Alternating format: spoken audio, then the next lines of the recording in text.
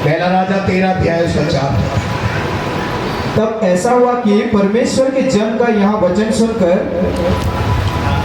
जो उसने बेतेल के विरुद्ध पुकार कर कहा, हाँ, यारोबाम ने बेदी के पास से हाथ बढ़ाकर कहा। यारोबाम एक राजा है, ध्यान से सुनिए, यारोबाम एक राजा है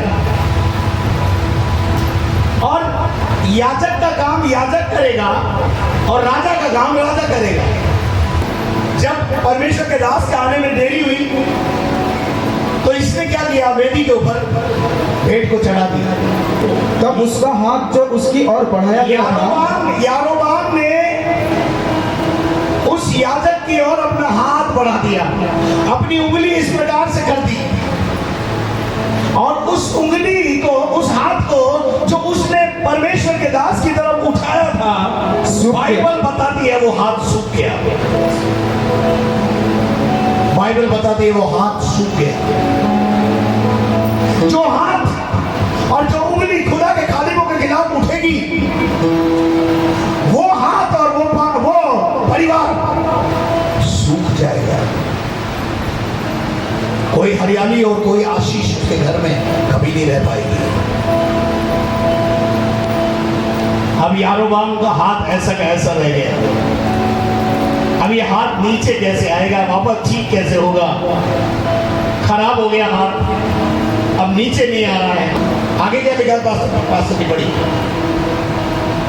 और वह उसे अपने ओर खींच ना सका, अपनी ओर वापस खींच ना सका और वेदी फट गई, और वेदी फट गई और उस पर की राख गिर गई, और राख गिर गई। और अतः वह चिन्ह पूरा हुआ जो परमेश्वर के जन ने यहोवा से वचन पाकर कहा था। जो परमेश्वर के दास ने वचन पाकर बोला था वो चिन्ह पूरा हो गया, वो घटना घट गई जो परमेश्वर के दास ने कही थी, वो तो पूरी होगी। याद रखना, जो परमेश्वर के दास ने बोला वो तो पूरा होगा। भला इसी में कि हम उसको मान लें, हम उसे समझ लें। और उसके बाद क्या हुआ? तब राजा ने परमेश्वर के जन से कहा, अपने परमेश्वर यहोवा को मना और मेरे लिए प्रार्थना कर। अब राजा क्या कह रहा है? राजा क्या कह रहा है? राजा कह रहा है परमेश्वर के दास मेरे लिए परमेश्वर को मना, ताकि ये मेरी परिस्थिति जो बिगड़ गई है, ये बिगड़ी हुई परिस्थिति वापस ठीक हो जाए। ये हाथ जो इस प्रकार से हो गया है, मैं इसे नीचा करना चाहता हूं, ये सूख गया है, ये काम करने की क्षमता इसमें नहीं रही। किसने प्रार्थना की? किसने प्रार्थना की? कौन प्रार्थना करेगा? जिस याजक के खिलाफ आपने उंगली उठाई ना, वही प्रार्थना करेगा, तभी ठीक